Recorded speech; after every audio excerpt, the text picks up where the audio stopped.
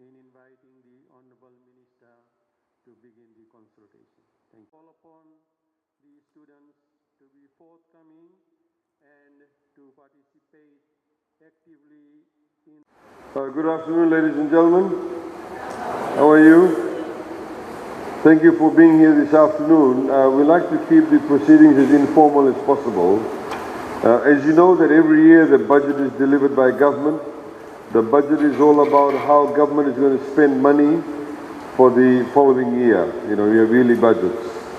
And as you know, our financial year now starts from 1st of August to 31 July.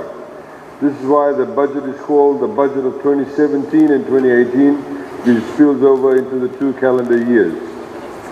The way that we conduct these consultations, we like to, as I said, keep it very informal.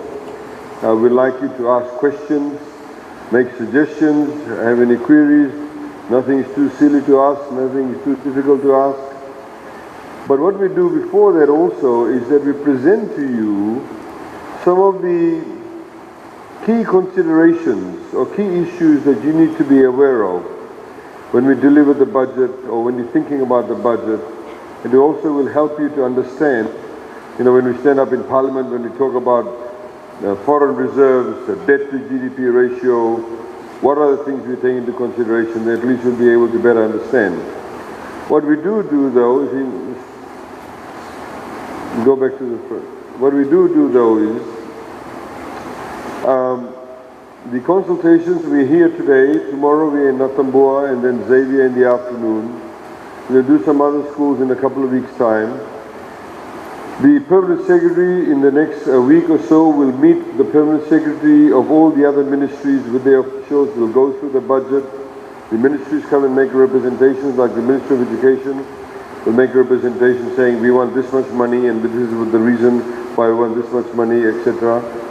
And then a few weeks after that, then I sit with the Permanent Secretary for Economy together with the other ministers across the table, and we go through the budget again. And then we finalize the budget.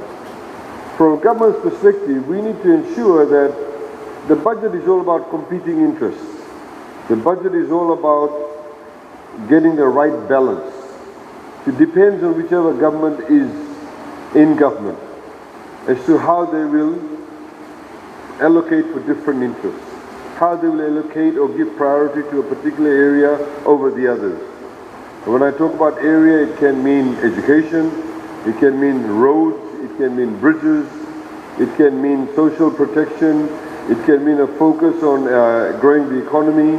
All those are competing interests, and all of those are strategies that the government puts in place. So what happens after the consultations is that we deliver the budget.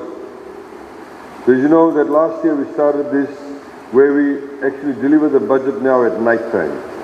The reason why we deliver the budget at night is so that you're at home having your dinner and you can sit there and watch us on television or listen to us on radio to see what the budget is all about. And then when the budget is delivered, by law, we have to wait for at least 6 days before we can debate the budget in Parliament. So deliver the budget say on a Friday, we have to wait for another week before we go back to Parliament and debate the budget. When we debate the budget, we go line by line. I don't know if you've got one here with the books. So this is, for example, this is what we call a budget estimate. This is what I table in Parliament. So you have, for example, over here, if I just open the page randomly, it says, it's Ministry of Education, Heritage and Arts. It says, Head 21, Program 2, Activity 3, Primary Education, Non-Government Schools. So you've got $129,000 allocated for teachers, $1,000 for operating grants and transfers. So then the people in Parliament can stand up and ask, so they'll ask me and say, why have you allocated $125,000? What is that $129,000 for? Who is it going to? What school is it going to? How many teachers will it cover? That's what we debate. And then we vote line by line. That's the budget process. That's what you call the passing of the budget, the debate of the budget. And then of course, once Parliament approves budget, then the budget becomes applicable from the 1st of August. There's one thing, however, the day that I stand up and deliver the budget, before even the budget is passed, if I stand up and announce and say that there'll be a new duty on cigarettes and alcohol, right? It's going up by 10%. Or we're going to reduce the duty on watches, for example. And that duty or that tariff becomes applicable from that night, midnight. If I stand up at 7 p.m. on a Friday night, then immediately after midnight, the new tariff or the new duty becomes applicable. So you go and buy cigarettes, hopefully you don't buy cigarettes. When you go into the shop and you buy the cigarette, the price would have gone up by 10% the next day. So the tariff becomes effective immediately the day after it is announced. Everything else about the budget gets approved once Parliament approves it. Okay, so that's the process. Now, let's look at the first slide. The first slide is about economic growth. You'll hear us talking about economic growth. It is important. Please tell me if I'm in the way so you can't see. So I'll move out of the way. It's very important for the economy to grow. And this is unprecedented. For the second time only in Fiji's history has the economy grown 7 years in a row. Only the second time. And if we, as projected, grow again next year, it will be the first time we've had 8 or 9 years of consecutive growth. Never happened before. Now, you can see Cyclone Winston came here, so the economy went down here, 2%. We expect the growth rate, projected rate, this year leading to next year about 3.2 or so. So the economy is important to grow. When the economy grows, that means more business activity is taking place. When more business activity takes place, that means jobs are growing. So those of you who may want to seek for jobs, you know there are more job opportunities. But one thing I want to say to you, those of you who will be leaving school, will be going to universities or technical colleges, don't always see yourself as job seekers. You should also become job creators. A lot of people have this mindset in Fiji that, you can only become an employee. You can actually start up your own business. You can become an employer too, even from the day you finish university. And our job is to be able to give you those tools and create that environment for you to be able to feel confident enough to set up your own businesses or your own professions. Next slide, please. Now, what are the things that helps the economy to grow? What's contributing to economic growth in Fiji? Agriculture, 0.31%. Fisheries is very small, 0.02, not much. Forestry is even smaller, 0.01. Very small contribution to economic growth. Manufacturing, on the other hand, is quite large, about 0.56.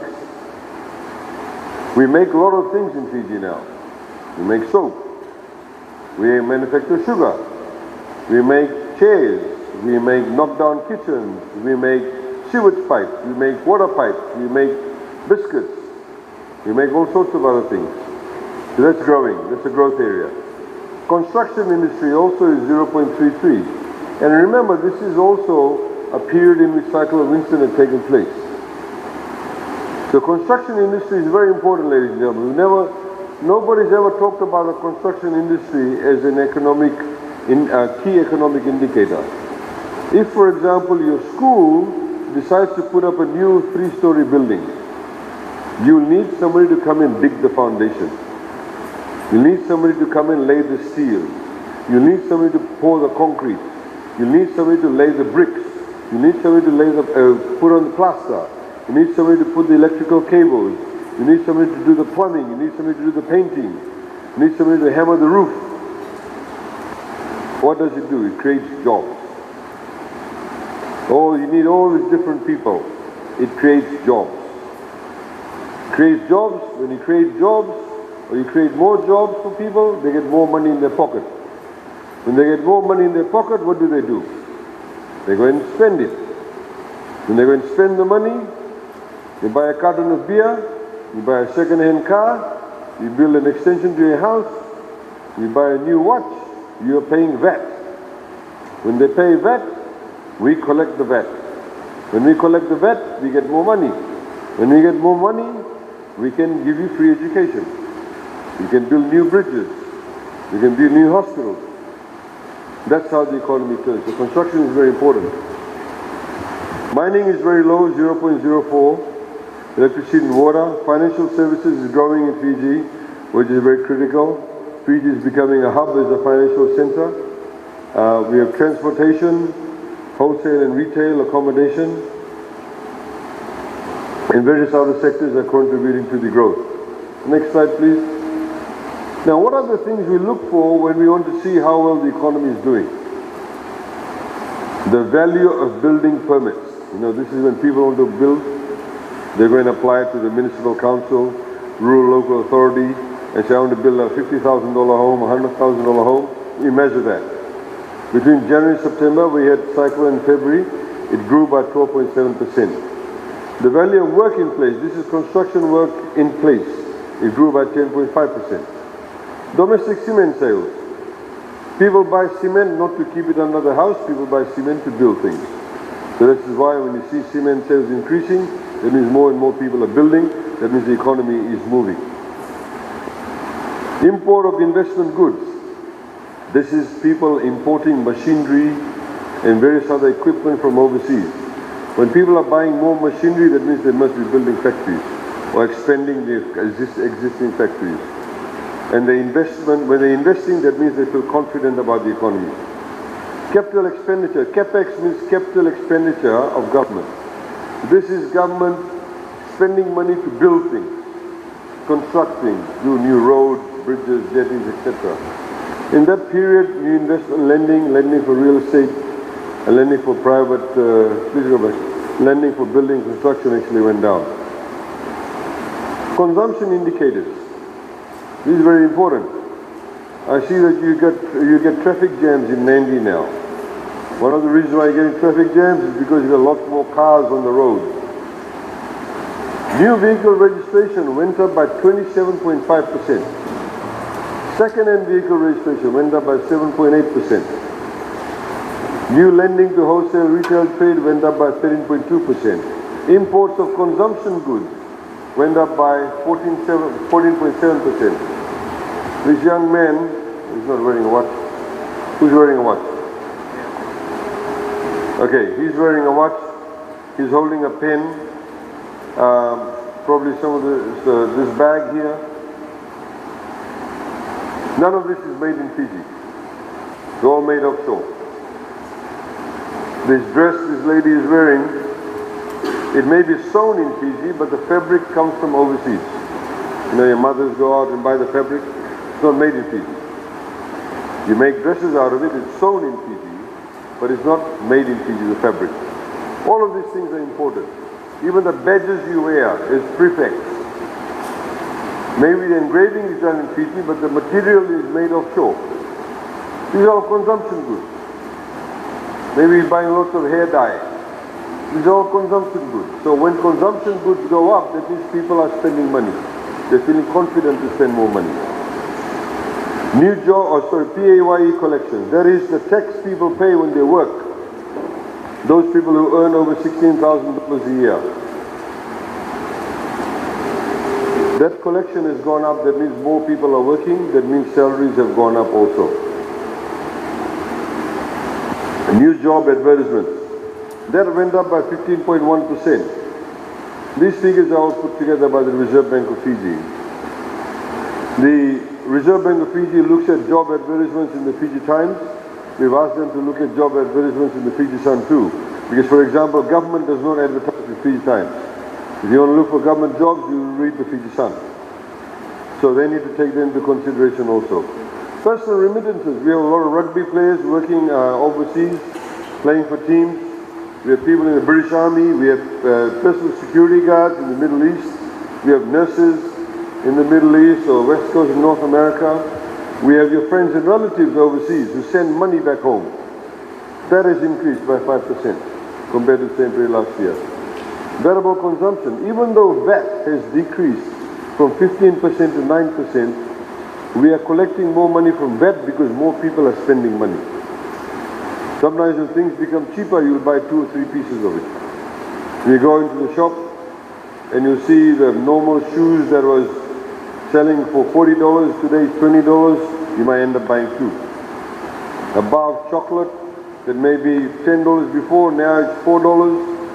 Your mother may decide to buy you another bar of chocolate. And they pay VAT, and that's how the VAT collection has gone up. New lending to private individuals decreased by 4.7%. Next one, please.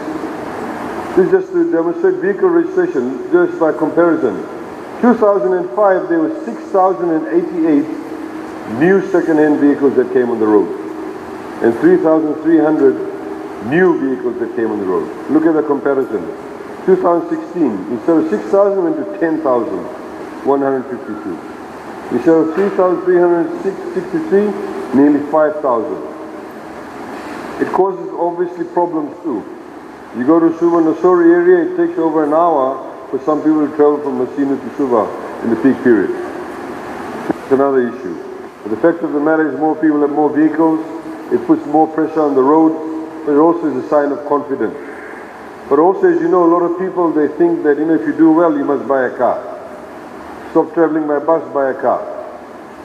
Because traveling by bus, for some people, is not seen as a good option. So everybody wants to buy a car.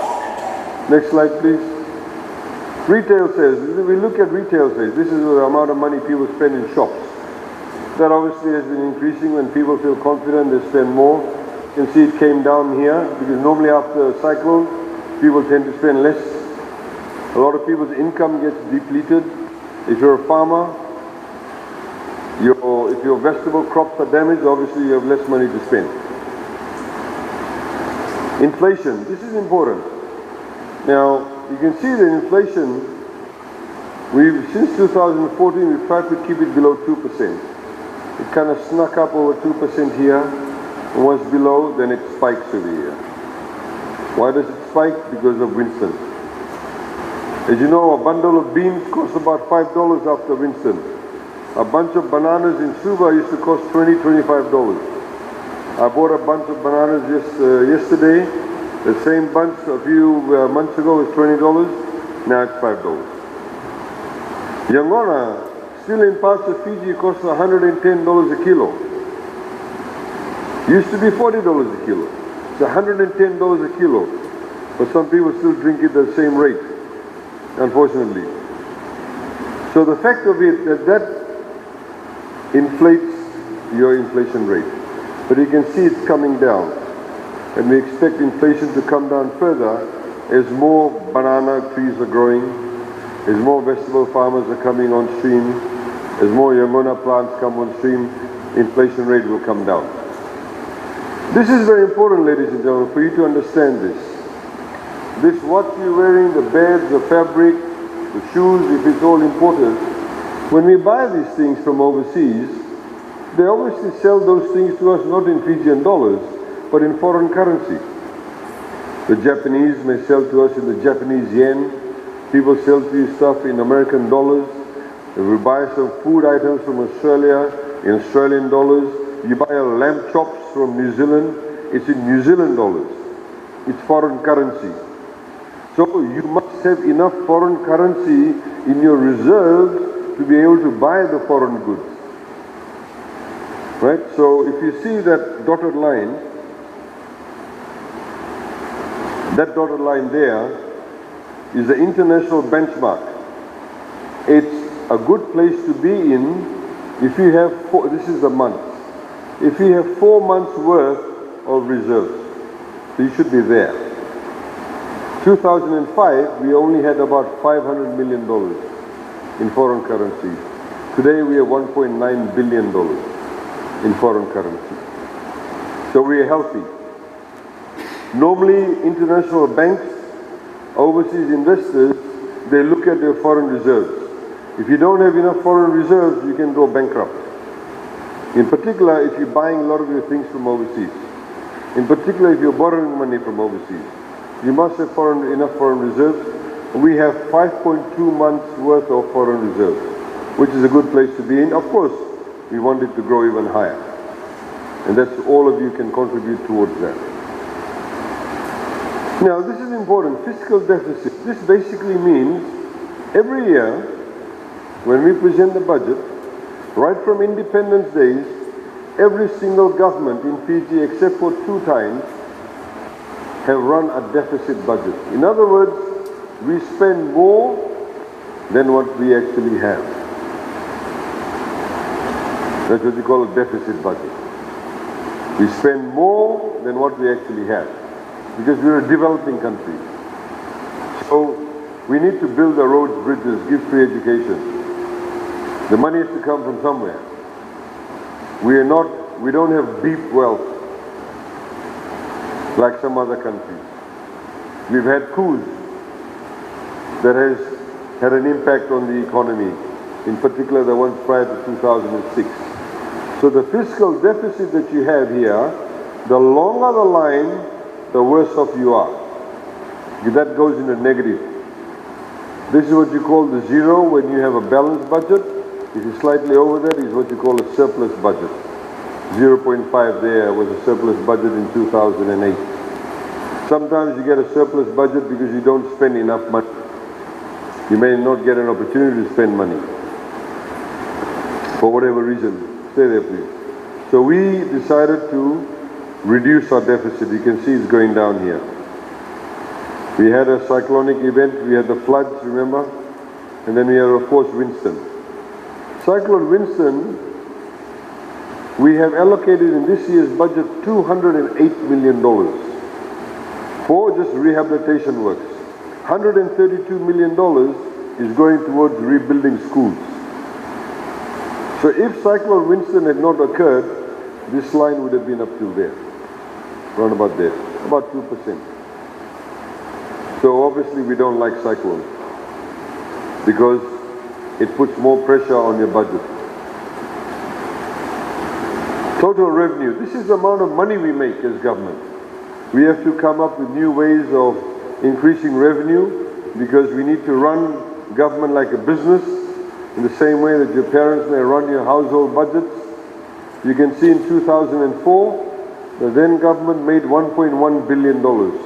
Today, we are making $3.1 billion. So we are collecting more money. And how are we doing that? Because we are being smarter about it.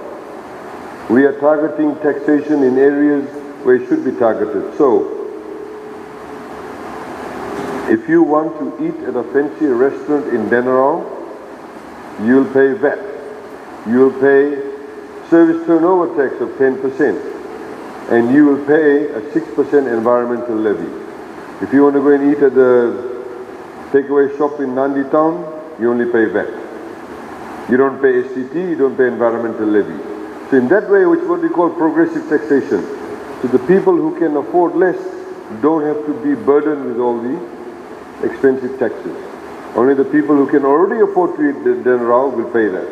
You go and stay at a hotel, you pay VAT, you pay service turnover tax, you pay environmental levy. You stay with your relatives, you don't pay anything. Okay? That's how the system works. You don't want to watch home, you don't want to stay home and watch your DVD, you want to go to real life cinema, you'll pay STT, environmental levy and the VAT. So it's for services that is not essential. It is not essential for you to watch a movie. A poor person won't go and watch a movie. But we need to assist the poor person, and how do we do that? We're able to tax money to rich people who can afford to use the services, and we use that money to pay for free education. We spend $21 million a year and give it to bus companies to give you subsidized bus fares. $21 million a year, it has to come from somewhere. So that's what taxation is about, but we've increased our revenue to $3.1 billion, which is good. How do we collect that money? 30% comes from value-added tax, 21% comes from direct taxes, customs is 21%. We have a lot of business people who still steal from the system. We are very concerned about that. We are going very hard on those business people. We've discovered some business people, for example, who will buy, lamb chops from New Zealand at $1.50 a kilo. and sell to you for $15 a kilo. These are the things that happen. They set up companies in between, their own companies in New Zealand. They'll buy the lamb chops from the supplier and then sell to their own company in, sell to their own company in Fiji. That's how they take money out of the country too. So these are the things that we're tightening on. We get service turnover tax, water resource tax, departure tax. Every tourist that comes and leaves Fiji pays a $200 departure tax. You go and visit your relatives overseas, in the airline ticket you'll have $200 departure tax, which we collect and give you a 4-lane road in Nandi town. Okay, next one please. Now what we've done here is we put together the amount of money that's been allocated for infrastructure development, which is your roads, bridges, jetties, health, education, access to justice, and social protection. It's what you call your social welfare, social expenditure on social services. 2004, $1.3 billion was spent. This year is $3.6 billion. It's increased substantially. Today, every town, every urban area, even in the rural areas, has legal aid offices. Legal aid office is what I call the largest law firm in Fiji. It has over 40 lawyers working for it. A single mother, abandoned children, if you live below a particular income level, if you have a criminal offense, these people will represent you. They give you access to justice. It is important because not only the rich should have access to lawyers, it's also those people who live below a particular income level. It creates true equality in society. It is also democratic. Social protection. This is welfare. You know, we give money to people who live below poverty line, disabled people, people below 66 years and over, we give them a pension. Single mothers, abandoned children, like I mentioned. These people, we pay approximately about 24 or 30. How much? Welfare? About $30 million. We give about $30 million. We give food vouchers and we also give cash. Education. Of course, all of you, none of you now pay school fees. You also get a toppers. You also get TELS. Every single person that gets a place in the university, they can't afford to pay their university fees, we pay for that. We also, like I said, pay for the bus fares, etc. It's not just buses. In certain areas, in the maritime areas, some children need to go to school by punt. We actually pay for the punts too, if they cannot afford it. And also the mini buses and the rural service licenses. Health is important, but one area that is really important is that, and if you see, some people have asked us, why have you only, in the toppers, why is it very skewed towards science? There is shortage of doctors, shortage of engineers, shortage of marine scientists, town planners, surveyors, foresters, all of these skill sets. We are not very good in science in Fiji. Most people don't like to pursue science careers. We want you to do that. Because if you don't, then we will lose out on the economic opportunity that exists for us. We don't even have a speech therapist. If any one of us in this room now has a heart attack, there is no Fijian doctor available that can actually cut you open and do an open heart surgery. There's none. Nobody. Which is a tragedy in the 21st century. And the reason why that is the case is because governments have not invested in our doctors. Today, if you become a doctor and you join the public health system, you want to do postgraduate studies at FNU, we pay for you to do it for free. You work at night, you work during the day, at night classes you attend, we'll pay for the courses. You need to specialize, you need our people to get specialized. In the meantime, of course, we need to get people from overseas, but we have a huge shortage of people in those areas. In fact, some schools have a shortage of good maths and science teachers because there's not many teachers interested in that area. Infrastructure development, as I mentioned, roads, bridges, jetties, water, electricity. Next one, please. Now, this is very important, ladies and gentlemen. You see, when you spend money, how you spend your money is very important. The example that I've used, if all of you now decide after this, you're going to have a party at McDonald's, right? But you don't have the money. So you go to ANZ and you said, can we get a loan please, because we want to have a party. Then ANZ says, okay, here's the money, you're going to have a party. So when you have a party tonight, when you wake up in the morning, the burgers have gone, the drinks have gone, but the debt is still there. Right? So when you borrow, you must always borrow to show something for it. You don't borrow money to spend and have nothing to show for it. So if you went to the bank and said, we want to borrow money to build a new house. We want to borrow money to buy a car. We want to borrow money to extend a new bedroom to the house. We want to borrow money to build a bridge. When the debt is there, you have your asset there. When the debt is gone, the asset is still there. So, when the government spends money, they spend their money in what we call operating expenditure, which is day-to-day expenses. My salary, the permanent secretary's salary, Tui's salary, our fuel costs coming over here, the toilet paper we use, the photocopying paper we use, our traveling expenses, that's all operating expenditure. We are being very mamangi about it, we're being very stingy about it, we want to tightly control that. Because we want to spend more money in capital. So if you see 2004, 83% of the money that was spent by the then government spent it in operating expenditure. Only 17% went to capital expenditure. Today, we spend 60% in operating, but 40% in capital expenditure. You see the 4-lane road that you got coming out of Nandi Airport? It's now going towards Namaka and Matintar. Have you people noticed something about the road? Can somebody tell me? You're all very quiet, so I want you to become a bit interactive. What have you noticed about that road apart from the fact it's 4 lanes? Have you noticed anything different? Around the road, in the road? Let's see which school comes up with the right answer first. The lights? What about the lights? What about the street lights?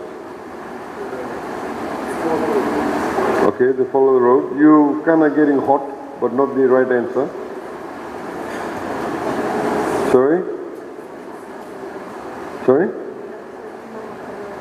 No, traffic lights, no, not that.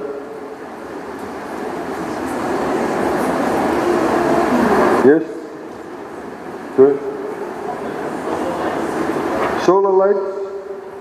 No. Sorry? There's no power lines. What school do you go to? Oh, there you go. First prize. There is no power lines because the power lines are underground. For us to put the power lines underground cost us about $20 million more. Why did we do that? Because if you have a cyclone, the power lines will come down. You put it back up, you get another cyclone, the power lines will go down again. You put it back up, the power lines will go down again. When Cyclone Winston took place, 6,000 kilometers of electrical cables went down in Fiji. 6,000 kilometers. All those electrical cables are back up now. God forbid if we have another cyclone next year, or even this year. If it happens, they could all go down again. So we have to, when we build things, we have to ensure that it lasts. You see, we in Fiji have been very good in building things sometimes and doing the opening. You know, everybody likes to go and cut the ribbon, wear the salu, big party after that. But you come back and see that road after 4 years. You come back and see that building after 4 years. Have we been maintaining that? You see, a lot of the roads that were sealed 10, 15 years ago, they're all broken up. Or they've got big potholes. Why? Because they have not been maintained. When you seal a road, build a tar seal road, you have to every 3-4 years come back and reseal it. If you don't reseal it, even though it's tar seal, the water will get through. When the water gets through, then the road will break up from underneath. You have big trucks now in Fiji. You see some of the roads that curve up on the side. That's the weight of the trucks and the vehicles. And also before, a lot of the roads here, probably the road over here too, a lot of the roads that are built in Fiji, when they built the road, they put a water pipe underneath the road. They put the water pipe underneath the road. They put the electrical cable underneath the road. So when there's a water pipe underneath the road, if there's a small leak in the water, after a few years the ground will get softer and softer and softer and softer, then the ground will break up. Then somebody will realize and say, oh, there's a water leak. Let's dig up the road. You dig up the road, you fix up the pipe, but you leave the road alone. That's what happens. Sometimes it still happens. This is why we've got Mr. Kamal Gandhi, who is also from Nandi, I think, or Nandunga. He now sits on 3 of the boards that we put him on the board. Water Authority Fiji, Fiji Electricity Authority, and Fiji Roads Authority. So we have coordination amongst all these agencies. So nobody simply comes along and feels like digging a hole and they dig a hole. So you see, these are the things. So even with the road that we've done, the 4-lane, you see there's all the water pipes have been removed from underneath the road and put on the side. So next time there's a water leak, you just dig up the side, you don't dig up the road. You have to look after your assets. That's where the money is going in, ladies and gentlemen. That's what we're trying to do better. So you, in a few years' time, when you become mothers and fathers and have children, you have your jobs, you have your businesses, the then governments won't actually have to spend all that money. We're doing that for you now. Next one, please. Again, this shows funding for roads, bridges and jetties. Just by comparison, 2004, the then PWD was $55 million.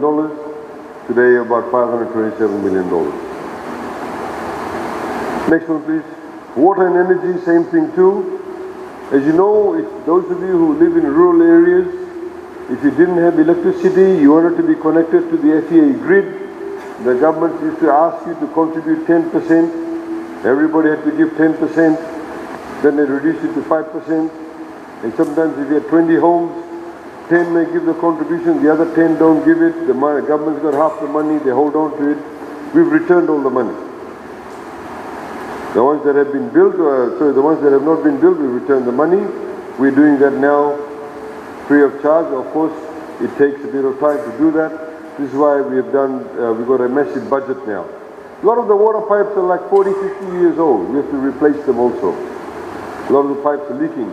Nandi is one of the fastest growing urban centers in Fiji.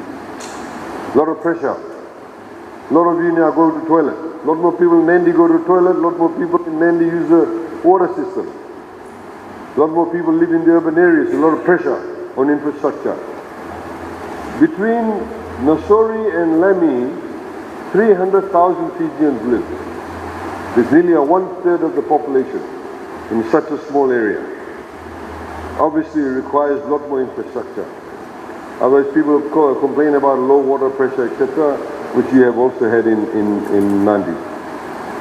Funding for education, again, as you can see, it's increased quite substantially. This is where your free education comes in, your toppers, your TELs, school grants, all of that comes in over here. We're now spending $598 million, over $500 million, or close to $600 million now goes towards education. Health, again, the funding has increased substantially, but the point that I'd again like to highlight is that we need more human resources for health. We need more specialists. You can't get specialists. You know, I was asked a question in Nauvoo on the first day. A student asked me, he said, oh, can you decrease the years that we have to study to become a doctor, make it from 5 to 3, so we can quickly get doctors. It's about quality too. We can't do that. We have to make sure that we have the right quality people. You can't have somebody cut you open and play around with your heart without knowing what they're doing. And to become a cardiac surgeon, it takes about 10 or 15 years to become a good cardiac surgeon. This is the amount of money we make The blue line goes all the way from there to there. That's the amount of money we spend, operating expenditure, not capital, and that's the savings. You can see the savings there. The green is the savings.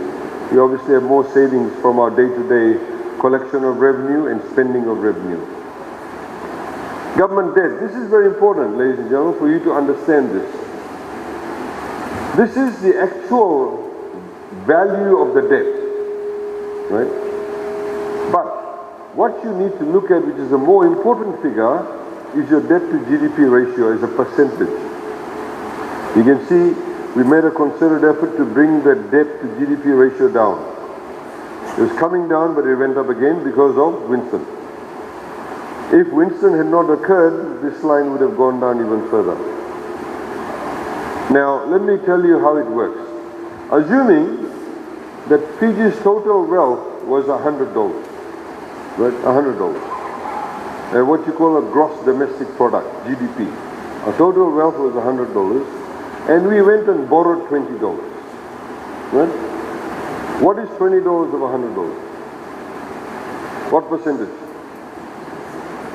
Right? 20%. Okay. So your total wealth is $100, you borrowed $20. In other words, you borrowed 20% of your wealth from offshore or inshore. Then your wealth increases. And your wealth is $500. You become richer, our economy is growing, $500. And then you borrow $50. Now $20 and $50, huge difference. It's almost double, two and a half times more. What percentage of $500 is $50? 10%. So that's what matters. When you measure your debt to GDP ratio, it is in relation to your total wealth. So even though you can see that the amount of money borrowed here is more than the money here, as a percentage of GDP, it's 52.7. You can see over here, they had borrowed $2.8 billion. It was 53.3%. Over here, they had borrowed $3.5 billion, but it was only 52.7%. So it depends on the amount of money you make. And that's how you measure your debt to GDP ratio. That line is more critical than this here. That is very, very important there. Some countries have a debt to GDP ratio of 100%. Some people have 110%. Some people have 80%, 90%. Ours is at the moment after Winston is 48.6%. Next one, please. So that's the last slide.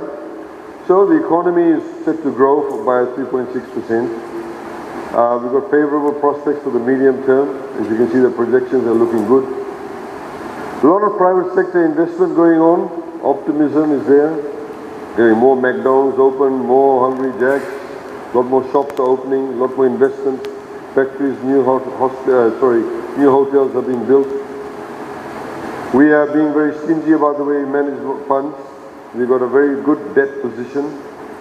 We spend more money in building things as opposed to operational costs. We are making operating savings. Broad-based growth. Let me explain that to you. You saw that graph that I showed you, to show that about what are the things that contribute to the economy. If we were only dependent on one or two things, then we can be in a lot of trouble. So assuming that we just depended on tourism, and you have a cyclone that wipes out all your tourism resorts, where will we get our revenue? So for government, our strategy is that we're not dependent on one or two things. We have a broad base. In the same way, at the moment in Fiji, I'll talk to you about this because you live in Nandi. Tourism is big around here. 51% of all the tourists who come to Fiji come from Australia. 16% of them also come from New Zealand. So in other words, Australia and New Zealand combined contribute about nearly 69% of tourism arrivals. That's not a good position to be in. This is why you hear us talking about we want more Indians, we want more Chinese, we want more North Americans, we want more Europeans. Why? Because if we get tourists from different countries, if one country does not do well and less of them come, it does not affect us as much. If tomorrow the Australian economy does not do well and there's a huge drop in tourism arrivals from Australia, half of the hotel workers will go home because the rooms will be empty. It has an impact. It affects their income. You'll have people sliding into poverty. So that's what you call risk mitigation. We need to mitigate our risks. So this is why we are partnering with Fiji Airways. We've given them a partnership marketing strategy of $18 million to fly to Singapore. Why are we flying to Singapore? It is another hub. So when you fly to different hubs, you have more opportunity or more people wanting to come to Fiji. So we're positioning Fiji as the hub. We have one of the best regional airlines in this part of the world. A lot of changes. It creates more opportunities. We fly to Singapore, we have to hire more flight attendants. We have to hire more engineers. We have to buy more food. ITS makes the food. They serve on the plane beans and chicken. Where does the beans and chicken come from? From the farmer in Valley Road or Nandi. Chicken comes from Rusa Poultry or Crest Chicken. More demand. So they go to the small farmers, can you grow more chickens please? You have to supply to ATS. That's how the economy works. We have a huge problem also in the way that businesses do business in Fiji. I'll give you a last example before I finish and open up the floor. A few years ago, I was in Nandi town, I think around about 2008, and I walked into a shop and there was a very nice Bula shirt. So I saw the Bula shirt, its price was marked $65. So I asked the shopkeeper, I said, how much? He said, for you $20. For you $20. So another Fijian like me walked in and he said to him, how much? He said, oh, $25. So for me it was $20. For the other guy it was $25. And the price tag was $65. I asked him, what's the $65 for? He said, that's the tourist price. That's the tourist price. So I said to him, I said, look, if you obviously are making money by selling it to me and the other guy for $25, you're still making money. Maybe you're selling to me $20 because I'm a minister. But $25, it is still making money. The cost to him may be $12. He may be doubling the price and selling for $25. I said, but if you sold that shirt at the same price to the tourist instead of buying one may buy three. That's what I do when I go overseas. When I go to a place and there's something cheaper than what we have in Fiji, I'll buy like 10 pieces.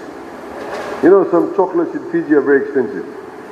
When I go overseas, I'll buy 20 pieces of that. I'll start thinking of my relatives, my wife's relatives, buy it for them. That's what people will do. That's what you call volume-based transaction. Lower margin, but turnover is faster.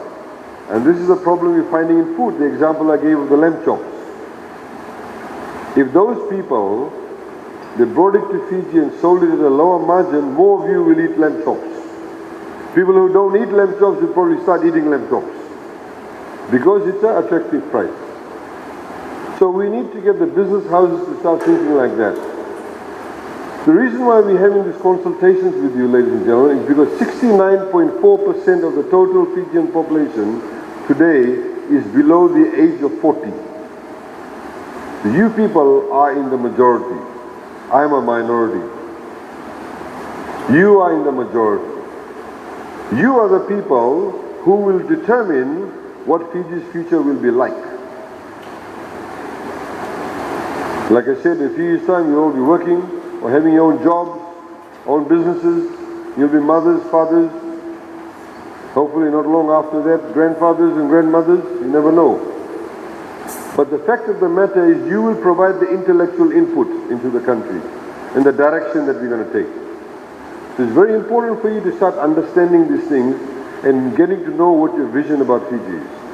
And it's very important for us as the people who are determining the budget to hear from you. What are your concerns what are the issues that you want to raise. If you go to the last slide, after this session, if you feel you want to make any more suggestions, you have any more queries, you can send in your budget submissions to this address. If you want to post it, you can post it to that address. If you're visiting Suva, you can drop it off at this building.